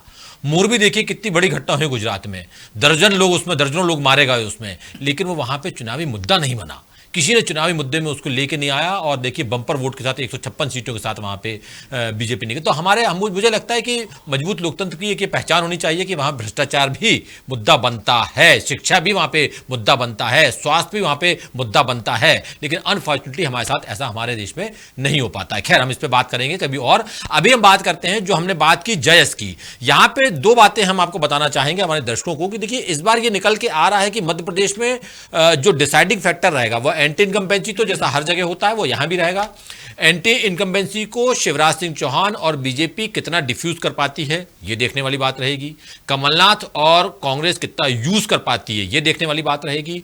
तीसरा चीज ये निकल के आएगी कि आम आदमी पार्टी यहां पे क्या करती है। आम आदमी पार्टी वोट कटवा पार्टी बनकर रह जाती है, या किसी एक पार्टी को ही सपोर्ट करती है, या दूसरी पार्टी के पक्ष में जाती है, या सीट टू सीट पूरा मामला रहेगा। इस सीट पे एक को फायदा पहुंचा रही है कांग्रेस को, अगली सीट पे बीजेपी को फायदा पहुंचा रही है, ये हो सकता है। लेकिन आम आदमी पार्टी को तो अभी हम छोड़ दें, वो अभी हमको ग्राउंड में कहीं दिखाई नहीं दे रही है। अगले एक साल में उसकी क्या गतिविधियां बढ़ती हैं, अभी जो ग्राउंड पर दिखाई दे रहा है और ये मान के चला जा रहा है, मध्य प्रदेश के राजनीतिक विश्लेषक मान रहे हैं कि इस बार जयस जो है, जय आदिवासी युवा संगठन जयस, ये एक बड़ा रोल प्ले करने वाला है। कम से कम 48, 50, 55 सीटों के आसपास हैं। 48 सीटें तो रिजर्व ही हैं, तो वो हम उनकी बात हम टोटली बात करो, खासतौर से मालवा निमाड़ का जो इलाका आता है, जो आदिवासी इलाका होता है, वहां पे जयस एक बहुत ही क्रूशल रोल प्ले करने जा रहा है। उसकी भूमिका बहुत ही महत्वपूर्ण रहेगी।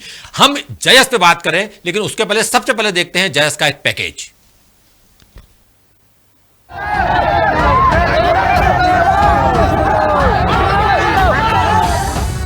ये कुछ दिनों पहले की तस्वीरें हैं जब जयस यानी कि जय युवा आदिवासी संगठन के कार्यकर्ताओं ने झाबुआ रतलाम के सांसद गुमान सिंह डामोर का घेराव किया था।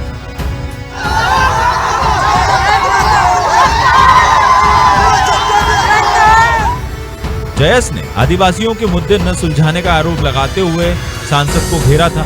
ये ताजा घटनाक्रम है।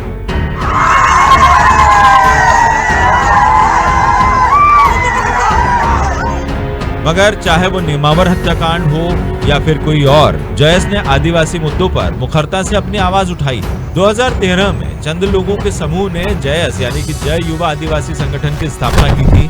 मकसद यही था कि आदिवासी क्षेत्रों में रहने वाले लोगों की आवाज बुलंद करना, उन्हें उनके अधिकार दिलवाना।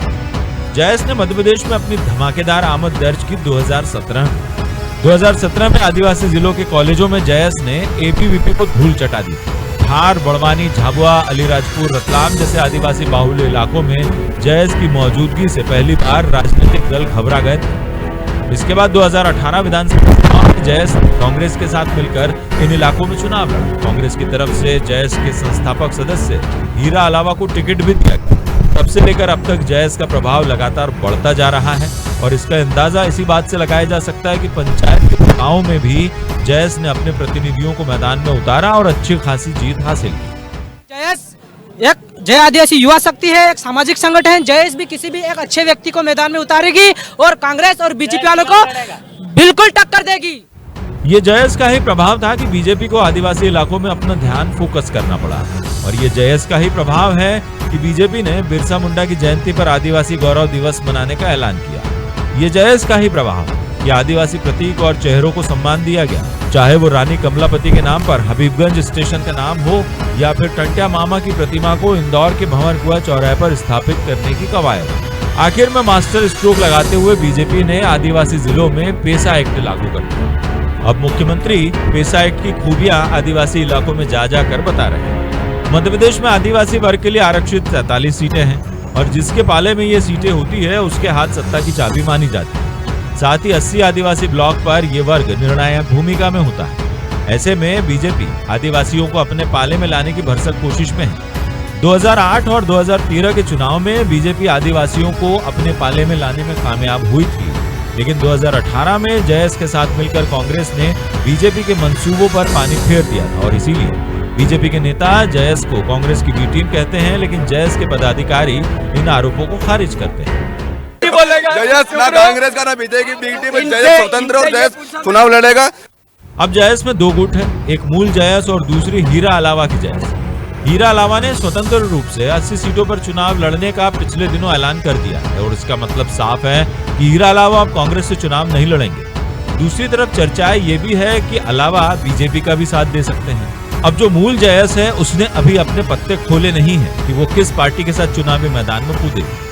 फिलहाल मूल जयस के कई सारे पदाधिकारी कानूनी पचड़ों में फंसे हुए हैं। जयस का तो साफ आरोप है कि बीजेपी जयस से डरी हुई है, इसीलिए उसके पदाधिकारियों पर मामले दर्ज किए जा रहे हैं। बहरहाल 2023 के चुनाव में मालवा निमाड़ समेत आदिवासी अंचलों में जयस एक बड़ा फैक्टर है और गेम चेंजर की भूमिका में आ सकता है। वैसे दर्शकों को मैं एक चीज खास तौर से बताना चाहूंगा कि जयस जो है वो आज की तारीख में कोई राजनीतिक संगठन नहीं है, वो पार्टी नहीं है, राजनीतिक पार्टी नहीं है, ये कई लोग भूल कर जाते हैं।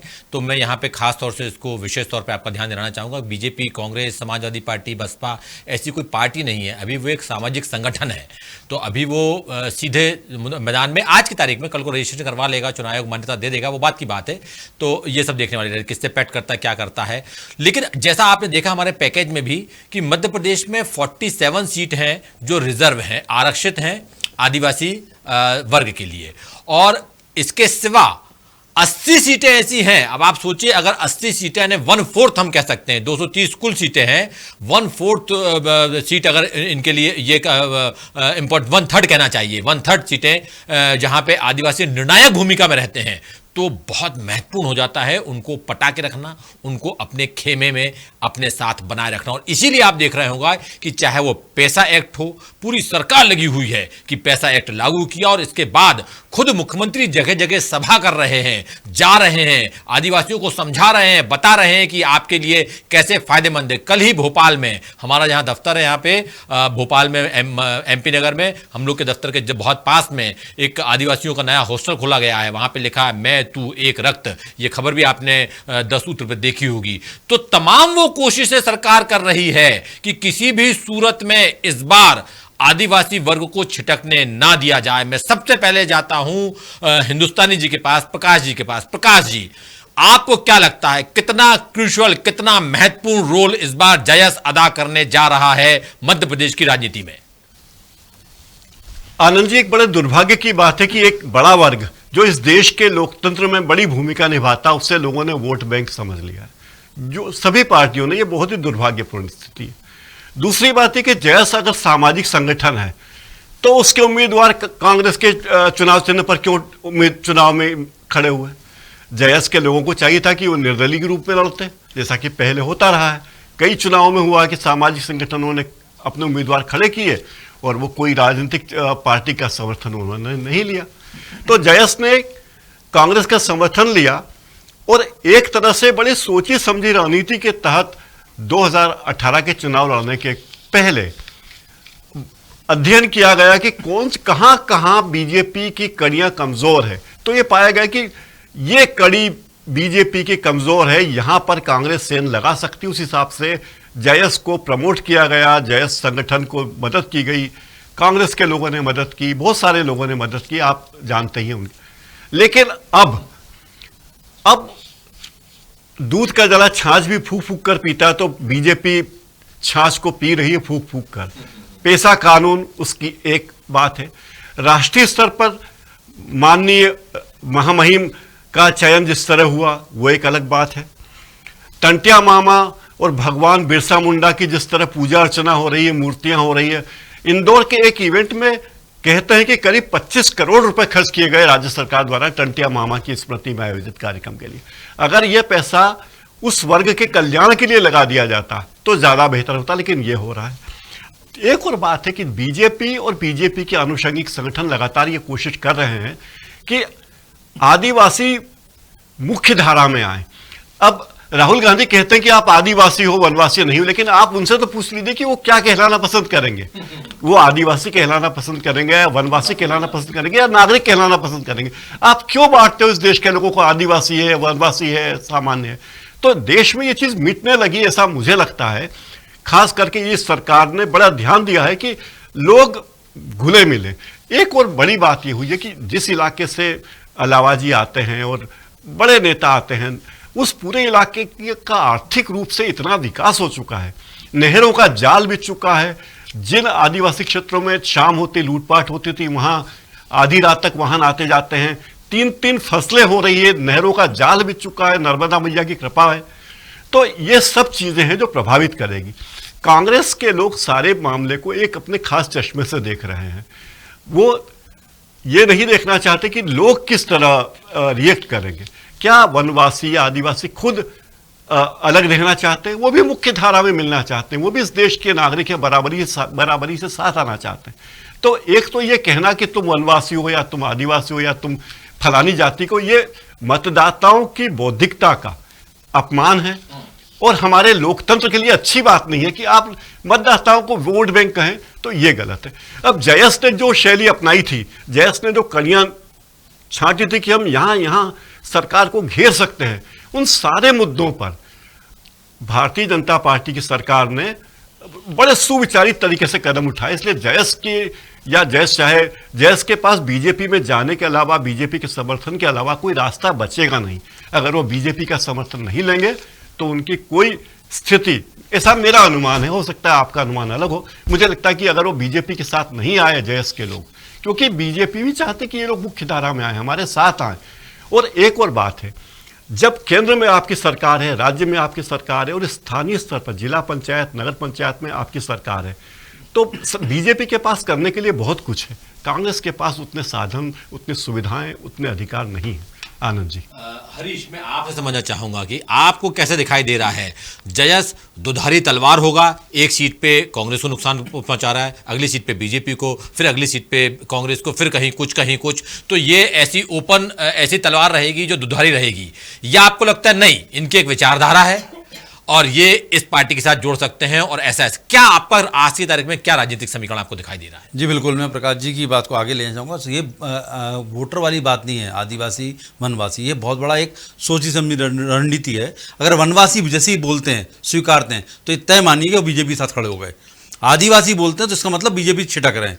यही लड़ाई, ये युद्ध चल रही, सालों से संघ काम कर रहा है आदिवासी क्षेत्रों में कि वनवासी उनको कहा जाए, क्यों वनवासी कहते ही हिंदू की बात है कि आप हिंदू हैं। वो अपने आप को हिंदू मानते ही नहीं हैं, वो अपने देवताओं की पूजा अलग तरह से करते हैं, देवता मानते हैं, उनकी देवता अलग हैं। इसी बात की लड़ाई। और जयस एक जो है विचारधारा है, जय संगठन रातों रात में खड़ा नहीं हुआ, एक पूरी प्लानिंग के साथ, रणनीति के साथ युवाओं को तैयार किया गया। ये विचार युवाओं में फैल गया है। इसके कुछ नेता इधर जा सकते हैं, कुछ नेता उधर जा सकते हैं, पर विचार नहीं बढ़ सकता। ये विचार खड़ा हो गया और जन जन विचार खड़ा हो गया। यही चिंता का विषय बीजेपी के लिए। हीरालाल अलावा पढ़ा लिखा चेहरा था, उन्होंने मॉनिटरिंग की। कहा जाता है कि कांग्रेस की तरफ से आनंद राय वहाँ प्लांट हुए। आनंद राय मतलब काम करते रह चुके आनंद राय थिंक टैंक बने और आनंद राय हीरालाल अलावा के पैरेलल खड़े हो गए। भले ही वो ओबीसी समाज से आते हैं, पर वो जयस के रणनीतिकार हो गए। और यही कारण है कि अभी वो एक सांसद गुमान सिंह के गनमैन के ऊपर हमला करने वाले आरोप में जेल में है। मतलब मामला उनको अलग से पटक रखा है और 3 जयस के और नेता हैं, तीनों अलग अलग जेल में हैं, उनको अलग बैरक में रखा हुआ है। क्योंकि उनके बाहर रहने से जयस की विचारधारा को, जो रणनीति को एक सोच समझी रणनीति बनाते थे, वो कहीं ना कहीं कमजोर हुई है। लेकिन ये विचारधारा युवाओं में आ चुकी है और ये दुधारी तलवार होगी या क्या इसका रणनीति बनेगी, क्योंकि ये दिशा नहीं है, एक तरह से भीड़ वाला मामला है, लोगों में बनना। अब इसको कांग्रेस को सपोर्ट करती विचारधारा है, कांग्रेस कैसे अपने तब्दील कर पाएगी? यही वजह बताया, मैंने पहले ही बताया कि हीरालाल अलावा को जो भाजपा से नज़दीकी बढ़ती हुई दिखाई दे रही है, एक अलग मोर्चा खड़ा किया जा रहा है। अगर वो मोर्चा खड़ा करने में सफल होते हैं और चुनावी मोर्चा राजनीतिक मंच पे लेके आते हैं, तो निश्चित तौर से कांग्रेस के वोट बैंक कटेगा, आदिवासी वोट बैंक बटेगा। और हीरालाल अलावा की कितनी पकड़ है, जयस क्या हीरालाल को स्वीकारता देता है या जयस ये मान लेता है कि नहीं, नेशनल जयस भी 2 भागों में, एक तो नेशनल जयस हो गया, राष्ट्रीय जयस, एक जयस हो गया। तो वहाँ से भी अभी जो हीरालाल कार्यक्रम कर रहे हैं उसमें भीड़ ना के बराबर आ रही है और जो ओरिजिनल जयस है उसमें भीड़ खूब सारी आ रही है। तो ये भी माना जा रहा है कि हीरालाल की स्वीकारता उतनी नहीं बन पा रही है और ये चिंता का विषय बीजेपी के लिए भी है। तो बीजेपी, जैसे कुक्षी की बात करें, कुक्षी में भी बीजेपी ने, जयस ने आंदोलन किया, वहाँ पर कांग्रेस के सांसद विधायक हनी वगैले उमंग सिंगार के क्षेत्र में आंदोलन किया और ये इसमें कांग्रेस के विधायकों को चुप रहने को कहा गया कि आप चुप रहिए, कांग्रेस के विधायक कहीं खुल के नहीं बोल रहे। तो कहीं ना कहीं एक बहुत अंदर से चलती हुई रणनीति समझ में आ रही है, पर इस रणनीति में बाजी कौन मार पाएगा, बीजेपी या कांग्रेस, ये आने वाला समय बताएगा। संजय, आपका विश्लेषण, आपका इस पर कमेंट जरूर चाहूंगा मैं। आप बहुत सक्रिय रहते हैं इंदौर मालवा के पूरे इलाके में, आप कैसे देखते हैं इस पूरे जयस के प्रकरण को? मैं एक छोटा सा एक बस फिगर दूंगा आनंद जी कि आदिवासी सीटें 47 है मध्य प्रदेश में, उसमें से मालवा निमाड़ में 22 सीटें हैं, ऑलमोस्ट 50% सीटें हैं। और इसमें से पिछली बार जो कांग्रेस जीती थी 15 सीटें जीती थी, 70% सीटें कांग्रेस के पास थी सीटें। अब जयस को अपनी तरफ लाने या जयस के साथ जो जुड़ रहा है उनको अपनी तरफ लाने के लिए सीएम ने तीनों रास्ते जो हैं अपने खोल दिए हैं, खजाने खोल दिए हैं। खजाने की कोई परवाह नहीं है, नर्मदा में पानी कम हो जाए कोई दिक्कत नहीं, खजाने से आदिवासियों के लिए पैसा खूब जाएगा। दूसरा, आपने देखेंगे उन्होंने कलेक्टर एसपी तक को हटा दिया झाबुआ के, केवल एक आदिवासी छात्राओं की शिकायत के आधार पर। यह मैसेज दिया उन्होंने कि सरकार आपकी तरफ है, अब भले कितना बड़ा आईएएस हो, आईपीएस हो, सरकार आपके पीछे से नहीं हटेगी, आपके साथ ही है। तो जो सीएम है, इसमें जो आदिवासियों को जो मेन चीज़ रहती है, उनको रहता है कि उनके जो ज़मीन है, उनका जो जंगल है और उनको सरकारी नौकरी, 3 चीज़ें जो हैं। तो पैसा एक्ट ला के सीएम ने वो चीज़ें उनकी पूरी करने की कोशिश करी है कि ज़मीन और जो है, जो जंगल है, जो ज़मीन है, आप ही की है। दूसरा पैसा एक्ट के साथ साथ उन्होंने अपने जो खजाने, अभी आप जो इंदौर में देखेंगे टंटिया मामा जी के जो उपलक्ष्य में कार्यक्रम हुआ, डॉक्टर निशांत खरे ने जो उपलब्धियां बताई, तो उसमें बताई कि भाई किस तरह से 50 लाख की फीस भरी जा रही है, किस तरह से 5 करोड़ 10 करोड़ के लैपटॉप आदिवासी छात्राओं को बांटे जा रहे हैं। जगह जगह आदिवासी हॉस्टल बन रहे हैं। आदिवासी हॉस्टल में रह के यहाँ पे अपनी जो विचारधारा है, जो पढ़े लिखे लोगों के साथ जो आएंगे, संपर्क में आएंगे, तो उनको लग रहा है कि बीजेपी ये वोट बैंक में तब्दील होंगे। तो जगह जगह आदिवासी हॉस्टल एक बहुत बड़ा हब बनने वाला है आगे जाके, आदिवासी हॉस्टल के रूप में। तो मुझे लग रहा है कि जेएस को तोड़ने के लिए पूरी बीजेपी सक्रिय हो चुकी है कि अगर यहाँ से युवा जो वोटर्स है जो छूटेगा तो हमारे पास आए। कमलनाथ जी का एक मैं बयान थोड़ा याद करता हूँ इसमें, वो बयान उनके ऊपर पलट भी सकता है। उन्होंने कहा था कि जो जेएस में जो अच्छे लोग होंगे उनको कांग्रेस की तरफ से टिकट दिया जाएगा। चलिए मालवा निमाड़ को हम रैप अप करें, उसके पहले मैं प्रकाश जी के पास जाना चाहता हूं। प्रकाश जी अपनी कोई बात जायज के संबंध में रखना चाहते हैं शायद, प्लीज। तो बात है कि मध्य प्रदेश सरकार ने पिछले दिनों एक फैसला किया कि आदिवासी लोग अपनी शराब बनाकर महुए की शराब का विक्रय भी कर पाएंगे। तो ये एक बहुत बड़ा फैसला है। एक और बात है, हम हमेशा सरकारी बात करते हैं, लेकिन जो आनुषंगिक संगठन कार्य कर रहे हैं, भाई आप आदिवासी हो, आप हिंदू नहीं हो, ये कहने वाले लोग अब एक तरफ हो गए हैं, क्योंकि आरएसएस के लोगों ने पिछले 25-30 सालों में घर घर में हनुमान जी की छोटी छोटी मूर्तियां बांटी हैं, हनुमान जी के मंदिर बनाए हैं, उन्हें ताबीज बांटे वाला मुद्दा उससे भी जुड़ा हुआ है, सीधे सीधे ये उससे भी जुड़ा है। और आनंद जी, एक आश्चर्य होगा कि अलीराजपुर जिले के जोबट में जो पोप ने अपने प्रतिनिधि को भेजा था, उन फादर को हटा दिया है और वो कार्यालय ही बंद कर दिया है कि उन्होंने कहा अब यहाँ पे कोई भी धर्मांतरण होता नहीं, तो हमें क्या जरूरत है यहाँ ताकत। तो इसका मतलब है कि आरएसएस की ताकत वहां बहुत ज्यादा है, बीजेपी की ताकत से ज्यादा।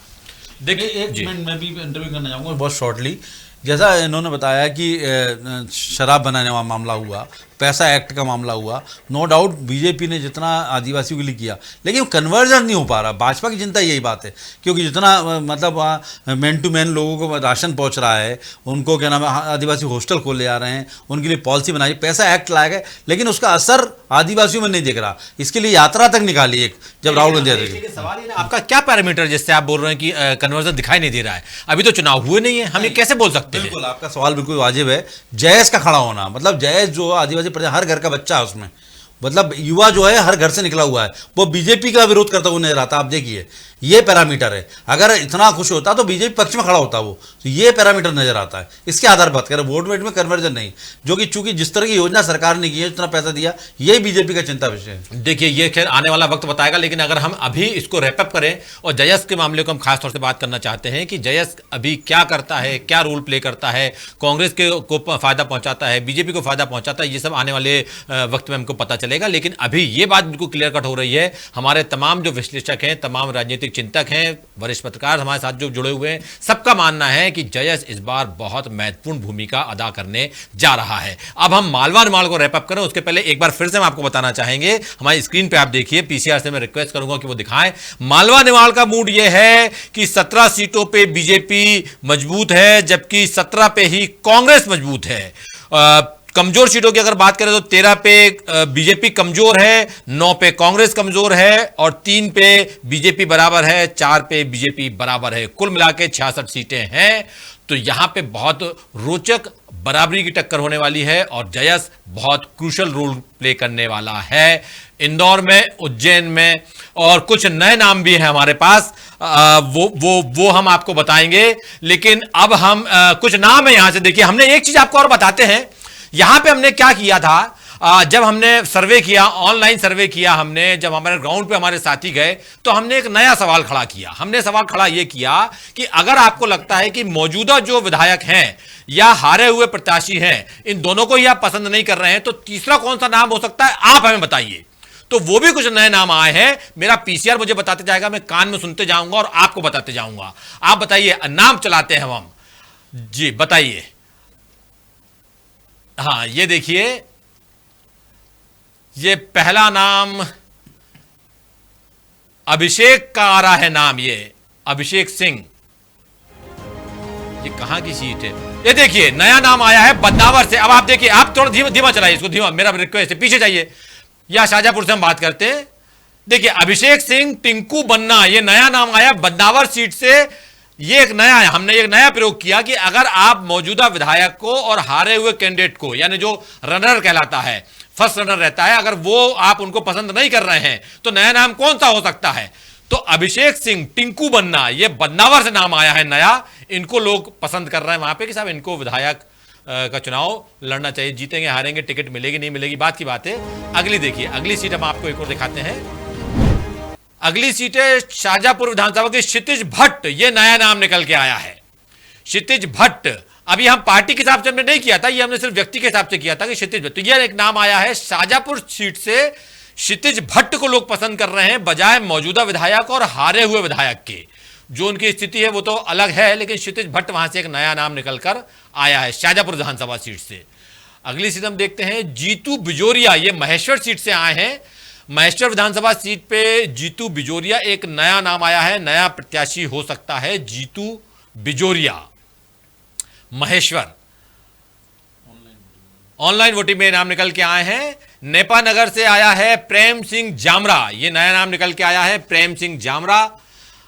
ये एक नया नाम निकल के आया है नेपा नगर विधानसभा सीट से, इनको लोग पसंद कर रहे हैं वहां पे।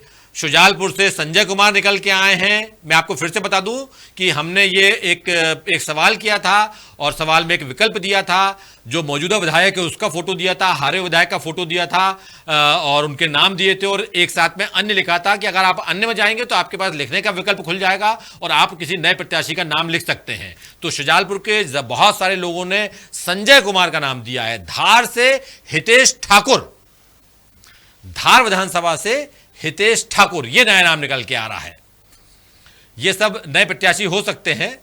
हितेश ठाकुर नए प्रत्याशी हो सकते हैं, धार से, धार हो सकते हैं मतलब लोग इनको पसंद कर रहे हैं। अब ये इन पर डिपेंड करता है कि ये टिकट ला पाते हैं नहीं ला पाते हैं, और टिकट लाते हैं तो किस पार्टी से लाते हैं, और किस पार्टी से लाते हैं तो फिर जीत पाते हैं नहीं जीत पाते हैं, जीत पाते हैं तो फिर उनकी पार्टी की सरकार बनती है कि नहीं बनती, सरकार बनती है तो वो मंत्री बनते हैं कि नहीं बनते, मंत्री बनते। बहुत लंबी कहानी है ये दूसरी बात है, लेकिन ये हमने आपको कुछ नए नाम बताए। तो अब हम मालवा निमाड़ को यहीं पे खत्म करते हैं। अगला जो हमारा इलाका रहेगा वो रहेगा महाकौशल। महाकौशल पे हम आएंगे, 10 मिनट का हम ब्रेक लेंगे, पानी पिएंगे, चाय पिएंगे, थोड़ा सा टहलेंगे, फिर आपके पास आएंगे और हम आपसे बात करेंगे महाकौशल की। महाकौशल यानी कमलनाथ का इलाका, महाकौशल यानी जबलपुर की सीट जो अभी कांग्रेस ने जीती है नगर निगम चुनाव में, वहां पे उनका मेयर बना है। वहां हम चलेंगे 10 मिनट के ब्रेक के बाद। फिर मिलते हैं आपसे ठीक 10 मिनट बाद।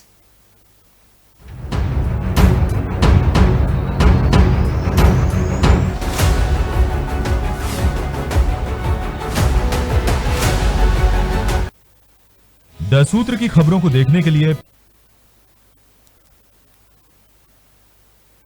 प्ले स्टोर और एप्पल स्टोर से डाउनलोड करें हमारा ऐप द सूत्र।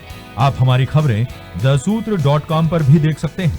Social media platforms Twitter, Facebook और इंस्टाग्राम पर भी हमें फॉलो कर सकते हैं। साथ ही यूट्यूब पर भी हमें सब्सक्राइब करें। यदि आपकी नहीं हो रही कोई सुनवाई और आपके पास है कोई खबर, तो हमारे व्हाट्सएप नंबर 70000244141 पर भेजिए और बनिए हमारे सूत्र।